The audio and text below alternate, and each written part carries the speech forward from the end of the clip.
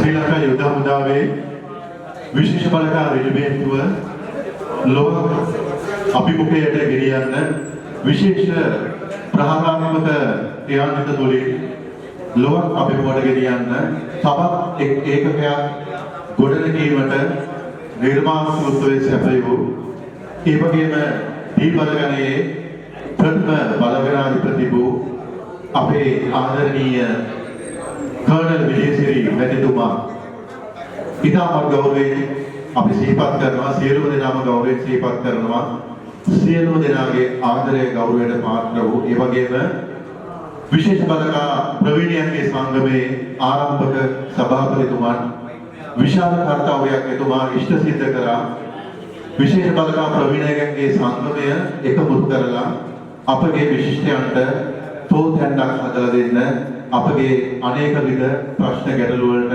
උත්තර දෙමින් යම්කිසි ස්ථානයක නැත්නම් උසස් ස්ථානයක අපගේ විශිෂ්ට රණවිරුවන් තබා ගන්නට. ඉතින් ඒ කැප වෙන අතරතුරේ එතුමාණන් එම තනතුර බාර දුන්නා මේජර් ජෙනරල් නිර්මල් ධර්මරත්න. නමුත් එතුමා ඒ ආරම්භ කරපු ආරම්භය අති විශිෂ්ටයි.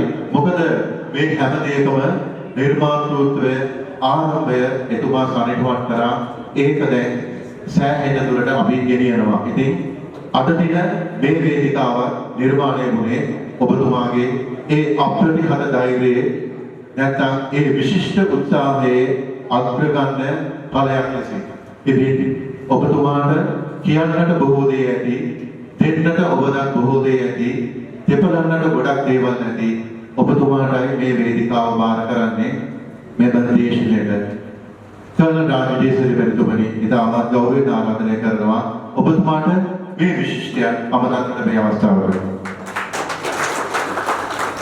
විශේෂ බලකායේ දෙන්ට බලකන්නේ සේවය කරන දැන් විශ්‍රාම අරගෙන තියෙන සියලුම නිලධාරීන් ජ්‍යෙෂ්ඨ නිලධාරීන් ඒ වගේම මල්ලත් නිලධාරීන් සහ අනිකුත් සියලුම සමාජිකයන් වෙනුවෙන් ඇත්තටම මම ඉතාම සතුටු වෙනවා අද සංවිධායක මණ්ඩලයක් මම මේජර් නිශාන්ත ඇතුළු ඒ කණ්ඩායම අද දින මේ පවත්වන්නේ දෙන සුහද හමුව මම හිතන්නේ ඉතාම වැදගත් සම්දිස්ථානයක්.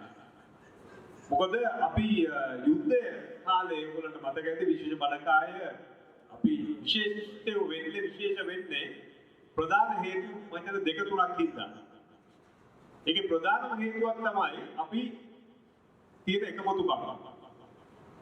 මොකද අපි යුද්ධයේ ඕනම තැනකට බහින වෙලාවක සහ දැස්ස අවස්ථාවේදී අපේ නිලධාරීන් අපේ ජ්‍යෙෂ්ඨ බල්ලත් නිලධාරීන් සැරේන්වරු පෝපල්වරු ඩාන්ස් පෝපල්වරු ප්‍රයිවට්ලා අපි හැමෝම දෙයකට කරගැහුවන එක අපි ඒ විදිහටම කරගැහුවා. එකමුතු. ඒ එකමුතු කමෙන් තමයි අපි මම හිතන්නේ මරු කටවල් වලට කීප අවස්ථාව ගිහිල්ලා අපි ඇවිල්ලා ඇත්තෙන්ම අපි එක්ක ගිය අපේ සහෝදර ලදාරිස සහෝදර සෙබළු සමහර අපිත් එක්ක අද නැහැ. ඒක තමයි යුද්ධ ස්වභාවය. ඉතින් අපි අද ජීවත් වෙන්නේ මොකක්ද අපි පෙර කරපු පිනක් ඇති අපි අද ජීවත් වෙන්නේ. right? ඉතින් අපි ඒ විශේෂ ලක්ෂණ ඒ කියන්නේ එකමුතු බව කියන එක මම හරිය කැමති ඒක අපි දිගටම පවත්වාගෙන යන්න. අපි විශ්‍රාම ගන්නයි කියලා අපි වෙන් වෙලා අපි ඈත් වෙලා ඉන්නවා කියන්නේ අපි ඊටම සුන්දර අපේ අත්දැකීම් සහ අපේ සුන්දර අපේ තව ඉදිරියට පවත්වන්න පුළුවන් මේ වගේ සුවදහම අපිට නැති වෙන්නේ. ඒ සුවදහමෝගෙන් තමයි අපි එක්කහුව වෙලා නැවත අතීතය ආවර්ජනය කරලා මම හිතපු ටික වෙලාවට මට ඔය ජෙනරල් අන්සික ජෙනරල් උදන්නායකලා එහෙම කියපු කතා ඇහුණා මට මතක් වුණා ඒ කාලේ දැන් පැක් එක දාගෙන ඕජී කිට් එක ගහගෙන දාඩිය හදාගෙන ගස් ගල්ලේ ලිදියගෙන අපි ගත කරපු ජීවිතේ. ඒක ඇත්තටම ඒක සුන්දර ජීවිතයක්. ඒක ඉතා භයංකර වගේම මම හිතනවා ඒක ඉතාම සුන්දර ජීවිතයක්. මොකද මම මොකද කැලෑ ජෝඩ් කියන නමකුත් පට වැදිලා කියලා ඇත්තටම මම කැලෑවට ඉතාම ආස මිනිහෙක්. අදත් මම එහෙමයි. ඉතින් මම හිතනවා ඒක අපි දිගටම පවත්වා ගත යුතුයි. ඉතින් මම දකින්නවා මේ වගේ සුහද හමුවක් ඊටම වෙහෙස මහන්සි වෙලා මම හිතන්නේ මේ දිශාන්ත ආර්.සී. විජේරත්නලා සේනාරත්න ඔක්කොම එක්කම වෙලා මේ පීරිස් ඕගොල්ලෝ ඒ වගේම දායක වෙලා තියෙනවා. මොකද දැන් සුහද හමුව නිකන් කියන්න බෑ. අද අනිත් එක ආර්ථිකවත් යම් යම් ප්‍රශ්න තියෙනවා අපි හැමෝටම. ඒ තියෙද්දි ඔයගොල්ලෝ මේ මුදලක් ඒකට දායක කරලා අද ආපු එක ඉතින් වැදගත්. මට අනිත් විශේෂ කාරණේ තමයි අපේ විශේෂ බලකාය ඇයි මෙතෙන්ට අපි ආවේ කියන එක. මේ වගේ තැනකට අපි ආවේ ලංකාවේ යුද උත්සාහයේදී නායකත්වය. ඉතින් නායකත්වය ගත්තත් මම හිතනවා මට දැන් මතක් වෙනවා අන්තිම අපේ අතරින් බිය ගිය මගේ බැච්මේට් අන්තිම ලෆීර් මේජර් ලලිත් ජයසිංහ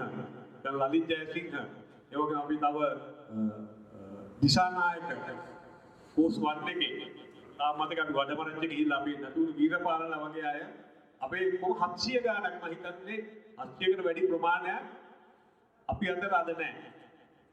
හරි ඒ වගේම ඒ යුද්ධයට කර දෙන්න ගිහිල්ලා අතපය අහිමි වෙච්ච ඇස් නැති වෙච්ච ඒ වගේ අය අපි අතර ඉන්නවා. ඉතින් අපි ওই පරිත්‍යාගයෙන් තමයි අපි මෙතෙන්ට ආවේ. ඒක තමයි අනිත් එක ඒකේ නායකත්වය.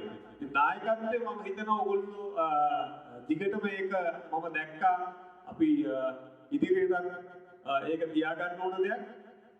සහ මම දකිනවා ඒක ඔයගොල්ලෝ දැන් ඒ නායකත්වයේ ගම්වලට තරම් ගිහිලා තියෙනවා. ඔයගොල්ලෝ බැලුවොත් මම දැක්කා ඔබක් අය ඒක ගමේ තියෙන සංවිධාන වලට සම්බන්ධ වෙලා ඒවට නායකත්වය දෙනවා. ඒක හොඳයි. මොකද අපිට මේ හැකියාව තියෙනවා අපි ළඟ. අපි ඒක අපතේ යවන්න නැතුව අපිට තව සමාජයේ සේවයක් කරන්න පුළුවන් නම් අපි ඒක කළ යුතුයි.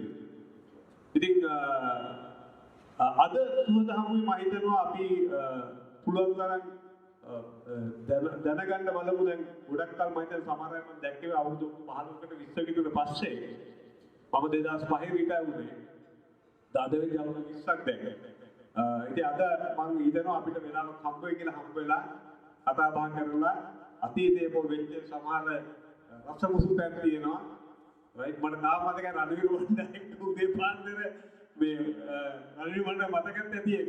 තා පොඩ්ඩක් මම රණවීර වණ්ඩා අපි දෙන්න නිකන් ගහගන්න ලෙවල් එකට ගියා. උදේ පාන්දර සෝල්ට් එක මතක රණවීර වණ්ඩා. හරි. ඉතින් ඒ වගේ රසමුසු තැන් ඕන තරම් තියෙනවා අපිට. ඉතින් ඒව හරහා තමයි ඇත්තටම අපි බණ්ඩරය ගත්තේ. ඇත්තටම මම ගොඩක් දේවල් ඉගෙන ගත්ත රණවීර වණ්ඩා ගුරුවරත් වයිලා වීරපාලන දිසානායකලාගෙන්. මොකද අපි තරුණ නිලධාරීන්. අපිට වැඩි එතකොට ඒගොල්ලන්ගේ සුද අත්දැකීම් තිබ්බා. ඉතින් මම නම් කවදාවත් බැලිවුන්නේ නැහැ.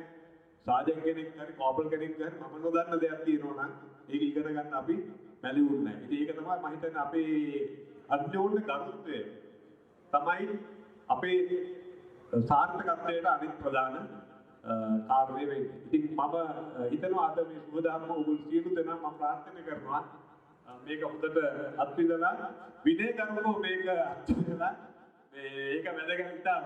මොකද අපි තව දෙයක් තමයි අපි විශේෂ බලකායකයන් ඉතාම විනය තදබල ලෙස තියෙන ඒකකයක්.